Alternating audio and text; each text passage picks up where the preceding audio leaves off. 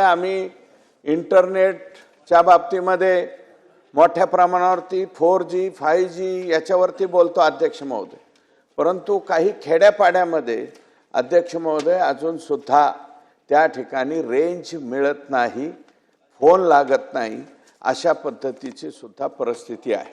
म्हणून अध्यक्ष महोदय, ग्रामीण भागामध्ये ज्या ठिकाणी आपला इंटरनेट पोहोचू शकलेला नाही त्या ठिकाणी पोहोच करणं हे एआयच्या बाबीमुळे त्या ठिकाणी खूप आवश्यक आहे।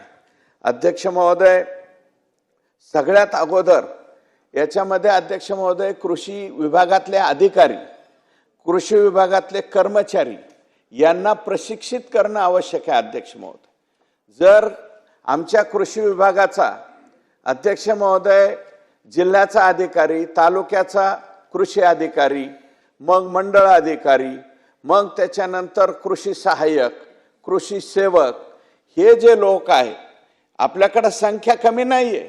कृषी विभागामध्ये कर्मचाऱ्यांची, अधिकाऱ्यांची संख्या भरपूर आहे अध्यक्ष महोदय, परंतु ते जर ट्रेन नसतील तर ते शेतकऱ्यांना याच्या बाबतीमध्ये काय सांगू शकणार। अध्यक्ष महोदय, आपण वेगवेगळ्या ट्रेनिंग घेतो, परंतु माझी मायबाप शासनाला विनंती आहे अध्यक्ष महोदय, याच्या बाबतीमध्ये लवकरात लवकर हे लोक अगोदर प्रशिक्षित करा आणि यांना हे कोणत्या गावामध्ये जातात का नाही हे सुद्धा त्यांना चेक करण्याची सुद्धा यंत्रणा बसवण्याची आवश्यकता आहे। अध्यक्ष महोदय, ग्रामीण भागामध्ये गेल्याच्या नंतर सगळ्यात मोठी तक्रार कोणती आहे तर कृषी सेवक आमच्या गावाला येत नाही, कृषी सहाय्यक आमच्या गावाला येत नाही, ही ओरड मोठ्या प्रमाणावरती येते। त्याच्यामुळं आता मोबाईलच्या आणि याच्या माध्यमातून शक्य आहे त्या प्रत्येकाला त्या गावामध्ये पाठवणं, तिथं ट्रेनिंग तुम्ही लोकांना दिली का नाही, याच्या बाबतीमध्ये समजून सांगितलं का नाही, शेतकऱ्यांना प्रशिक्षित केलं का नाही, हे अशा पद्धतीची यंत्रणा उभी करण्याची अध्यक्ष महोदय या ठिकाणी आवश्यकता आहे। अध्यक्ष महोदय, एआय हे केवळ तांत्रिक संकल्पना नाहीये, ती शेतकऱ्यांच्या जीवनामध्ये परिवर्तन घडविण्याची ताकद या एआय मध्ये आहे अध्यक्ष महोदय। त्याच्यामुळे अध्यक्ष महोदय, भविष्याची गरज ओळखून या विषयासाठी कृषी विभागाच्या सुधारित आकृती बंधात सुद्धा स्वतंत्र संचालकाची नियुक्ती करण्याची आवश्यकता आहे अध्यक्ष महोदय, आणि त्यांच्या अंतर्गत ग्राम स्तरापर्यंत म्हणजे ग्रामीण प्रत्येक गावापर्यंत, एका ग्रामपंचायतीपर्यंत, ग्रामपंचायतीमधल्या गावाच्या अंडर असणाऱ्या वाड्यापर्यंत, तांड्यापर्यंत हे अधिकारी कर्मचारी नियुक्त करण्याची आवश्यकता या ठिकाणी आहे अध्यक्ष महोदय, ज्यांना एआय अतिशय चांगल्या पद्धतीने समजलं, प्रशिक्षित केलं असे अधिकारी तिथपर्यंत पाठवण्याची अध्यक्ष महोदय आवश्यकता आहे। अध्यक्ष महोदय, महाराष्ट्र शासनाच्या कृषी विभागानं महाविस्तार एआय हे ॲप सुरू केलेले, आता सुरू केलंय अध्यक्ष महोदय, ते आम्ही पाहतोय, काही शेतकरी सुद्धा पाहतात। हे ॲप अध्यक्ष महोदय कृत्रिम बुद्धिमत्तेवर आधारित आहे आणि याच्यामध्ये शेतीच्या बाबतीमध्ये आधुनिक तंत्रज्ञान, कीड रोग सल्ला, हवामान अंदाज, बाजारभाव इत्यादी बाबत माहिती आहे। हे ॲप राज्यातील सर्व शेतकऱ्यांना आपल्या मोबाईलमध्ये डाउनलोड करून घेतल्यास त्यांच्या मोबाईलद्वारे त्यांच्या खिशामध्ये आधुनिक तंत्रज्ञान राहणार आहे अध्यक्ष महोदय। म्हणून एआय बाबत आज योग्य निर्णय या राज्य सरकारने आणि राज्याचे मुख्यमंत्री माननीय देवेंद्रजींनी आणि त्यांच्या सर्व सहकाऱ्यांनी या ठिकाणी घेतलेला आहे अध्यक्ष महोदय। याच्यामुळे शेतकरी, उद्याचा शेतकरी अधिक सक्षम, आत्मनिर्भर आणि तंत्रज्ञान सज्ज या ठिकाणी राहणार आहे अध्यक्ष महोदय। स्मार्ट शेती, समृद्ध शेतकरी हे ध्येय साध्य करण्यासाठी कृषी क्षेत्रामध्ये एआयचा व्यापक वापर करणे ही अत्यंत काळाची गरज आहे अध्यक्ष महोदय। मला जेवढं एआय कळालं, मी जेवढं वाचून या ठिकाणी पाहिलं, त्यातनं जे समजलं ते या ठिकाणी मांडलं अध्यक्ष महोदय। या ठिकाणी आदरणीय जयंत पाटील साहेब नाही आहेत इथं, परंतु ते बोलत असताना एक दोन मुद्द्यावरती बोलले, त्याच्यावरती फक्त मी या ठिकाणी बोलणार अध्यक्ष महोदय, दिल्लीमध्ये ट्रेंडच्या बाबतीमध्ये अमेरिका आणि आपल्या ट्रेड डीलच्या बाबतीमध्ये आता जे त्या ठिकाणी ट्रेड काही जणांना माहिती आहे का नाही का काय, फक्त झालं लगेच अध्यक्ष महोदय अशा पद्धतीने वावड्या उठवल्या. अध्यक्ष महोदय, सोयाबीन 500 रुपयांनी खाली आलं. अध्यक्ष महोदय, सोयाबीन अमेरिकेचं इथे येणार आहे का? तर नाही येणार. फक्त काय येणार आहे? आणि अध्यक्ष महोदय, तेल येणार, जे ऑलरेडी आपण घेतोच. अध्यक्ष महोदय, 100 किलो मध्ये 13 किलो फक्त तेल निघतं. 17 किलो 83% DOC आहे. आणि या देशामध्ये 500 लाख लिटरची डिमांड असताना 5 लाख लिटर फक्त दूध म्हणजे त्यांचं सोयाबीनचं तेल घेतलं तर त्याचं नेमकं काय बिघडणार आहे? आज दुसऱ्यांकडून घेतो, उद्याच्याला त्यांच्याकडून घ्यावं लागेल. परंतु अफवा पसरवण्याच्या बाबतीमध्ये, नरेटिव्ह सेट करण्याच्या बाबतीमध्ये हे काँग्रेसवाल्यांचा आणि यांचा हात कोणी धरू शकत नाही. अध्यक्ष, हे काय काय लोकांमध्ये पसरवतील. अहो अध्यक्ष महोदय, ते ट्रेंड डील आम्ही पण वाचले. अध्यक्ष महोदय, त्याच्यामध्ये दुधाचा आणि दुग्धजन्य पदार्थाचा कुठंच उल्लेख नाही. तरी सुद्धा सांगितलं जातं अमेरिकेचं दूध आता महाराष्ट्रात येणार आहे, अमेरिकेचं दूध आता पार ठाण्याला सुद्धा येणार आहे. अशा पद्धतीचे अध्यक्ष महोदय वावड्या उडवला जातात. अहो त्या ट्रेन डीलमध्ये दुधाच्या बाबतीमध्ये कुठेही उल्लेख नाही. दूध आणि दुग्धजन्य पदार्थ आपण त्यांचे अजिबात घेणार नाही. आमचा शेतकरी अध्यक्ष महोदय 15 लिटर वरती आहे, ते 40 लिटर 45 लिटर 50 लिटर वरती सुद्धा गेलेला आहे. अध्यक्ष महोदय, अध्यक्ष महोदय संपवतो, मी जास्त या ठिकाणी बोलणार नाही. परंतु अशा पद्धतीच्या वावड्या उडून अध्यक्ष महोदय 500 रुपयांनी मध्ये सोयाबीनचं वाटोळं झालं. अध्यक्ष महोदय, आणि मक्याच्या बाबतीत सुद्धा अध्यक्ष महोदय मक्याचं फक्त टर्फल येणार आहे. आणि ते टर्फल जे आहे ते आपल्याला नेमकं जनावरांच्या पशुखाद्यामध्ये वापरण्यासाठी लागतं, तेवढंच येणार आहे. तरी सुद्धा मका सुद्धा येणार आहे. मक्याचे सुद्धा भाव अध्यक्ष महोदय अशा लोकांच्या चुकीच्या म्हणजे लोकांमध्ये नरेटिव्ह सेट केल्यामुळं कमी झाले. अध्यक्ष महोदय, या ठिकाणी शेवटचं संपवतो. अध्यक्ष, 1 मिनिटात संपव. हा लास्ट. अध्यक्ष महोदय, आमच्याकडून शेतीवर फार लोक बोलत नाही. तो 4 मी एकटाच बोलतोय. आमच्या भाजपमध्ये शहरी लोक जास्त आहेत. तुमचं नाव नव्हतं तरी दिलं तुम्हाला. संपवतो. अध्यक्ष महोदय, ग्रामीण भागाबद्दल बोल. या ठिकाणी अध्यक्ष महोदय आमच्या प्रस्तावामध्ये बिबटच्या बाबतीमध्ये मांडलंय. अध्यक्ष महोदय, रेस्क्यू सेंटरच्या बाबतीमध्ये अध्यक्ष महोदय रेस्क्यू सेंटरच्या बाबतीमध्ये या ठिकाणी उल्लेख केलाय. अध्यक्ष महोदय, रेस्क्यू सेंटर भारत देशातलं नाही, सगळ्या जगामधलं एकच आहे, ते खेड मंचरला. अध्यक्ष महोदय, आणि त्या रेस्क्यू सेंटरमध्ये कोणता मॅन हिटर झालेला बिबट उचलून पकडून आणून त्याच्यावरती हे करणे, उपचार करणे. एखादा बिबटचं पिल्लू त्याच्या आईपासून विभक्त झाला असेल तर त्याला आणून तिथं ठेवणे, अशा पद्धतीचे उपचार करतायत. आणि अध्यक्ष महोदय, या ठिकाणी माझी विनंती, आता जयंत पाटील साहेब बोलत असताना त्यांनी त्यांच्या भागामधली बिबटची परिस्थिती सांगितली. अध्यक्ष महोदय, सभागृहामध्ये म्हणजे या ठिकाणी प्रस्तावात पुणे, अहिल्यानगर आणि नाशिक जिल्ह्याचाच उल्लेख झालाय. अध्यक्ष महोदय, माझ्या बीड जिल्ह्यामध्ये माझ्या मतदारसंघात सुद्धा 200च्या वरती 300च्या वरती या बिबटची संख्या झाली. अध्यक्ष महोदय, बिबटला खूप घाबरतायत लोक. परंतु बिबटच्या बाबतीमध्ये माझं म्हणणं आहे, आता शेड्यूल 1 मधून 2 मध्ये कधी येईल काय येईल मी नाही सांगू शकत. अध्यक्ष महोदय, हे केंद्र सरकारचं काम आहे.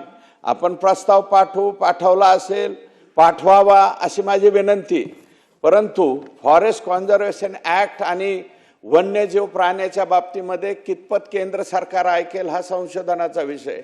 अध्यक्ष महोदय, नेमकं बिबट पासून कशा पद्धतीने वाचायचं. एखादा दाऱ्यावरती शेतकरी जर गेला आणि तर त्याच्या मोबाईलवरून त्या ठिकाणी तिथं हॉर्न सारखा आवाज काढता येईल का? कंपन जरी आवाजाचे आले तरी सुद्धा बिबट येत नाही.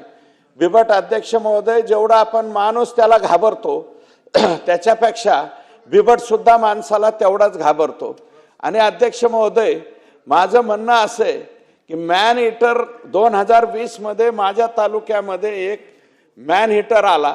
अवनीने 13 माणसं मारली अध्यक्ष महोदय.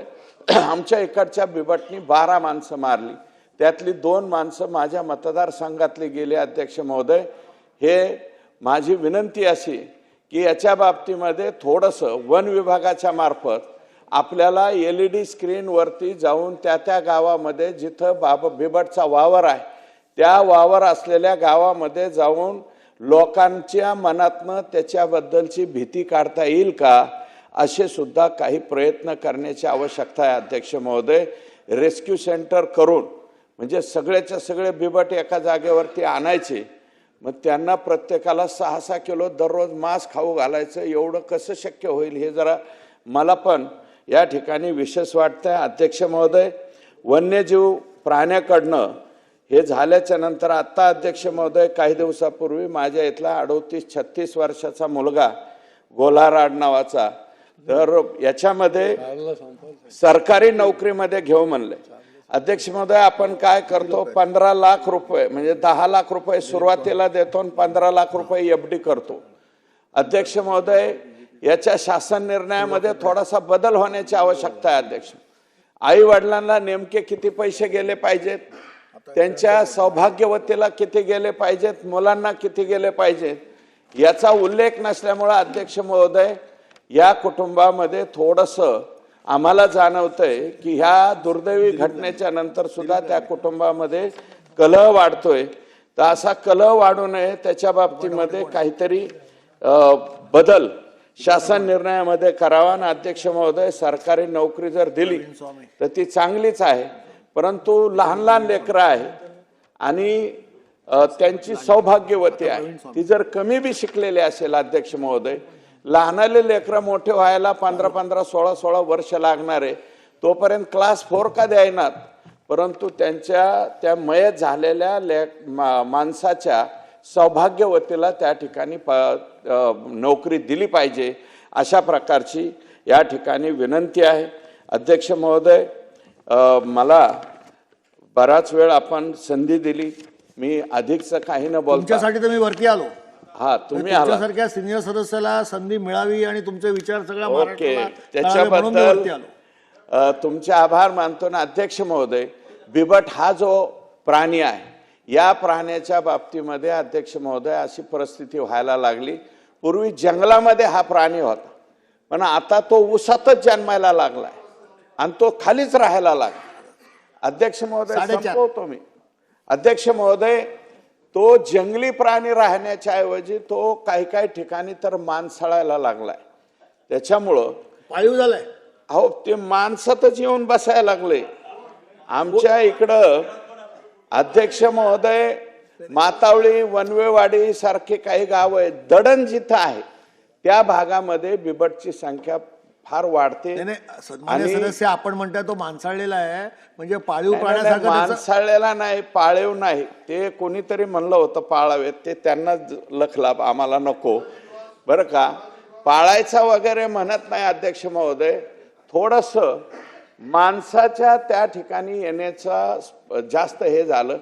ज्या ठिकाणी डुकरांची संख्या जास्त आहे त्या डोंगरामधून बिबट खाली उतरत नाही, पण डुकरांची संख्या कमी झाल्याच्या नंतर मग ते शेळी, बोकड किंवा छोटा जो प्राणी आहे. माणसाच्या बाबतीमध्ये सगळ्यात धोका कुठे आहे अध्यक्ष महोदय, त्याच्या उंचीपेक्षा कमी उंचीचं जर एखादं काही दिसलं त्याला तर ते त्याला सावज वाटतं.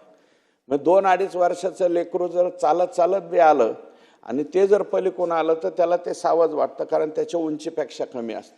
ते अलगद ते लेकरून घेऊन त्या ठिकाणी जाऊ शकतं. असा काहीसा प्रकार त्या बिबटच्या बाबतीत आहे. काही लोक अजूनही साहेब वस्त्यावरती याच्यावरती राहणारे, आपण कितीही 100% शौचालय मुक्त केलं म्हणजे हागणदारी मुक्त केलं, पण काही काही लोक अजूनही वस्तीवरती राहणारे वगैरे जर तशा पद्धतीने बाहेर गेली तर ते पण त्याला सावज वाटतं आणि तिथे सुद्धा तो अटॅक करतोय.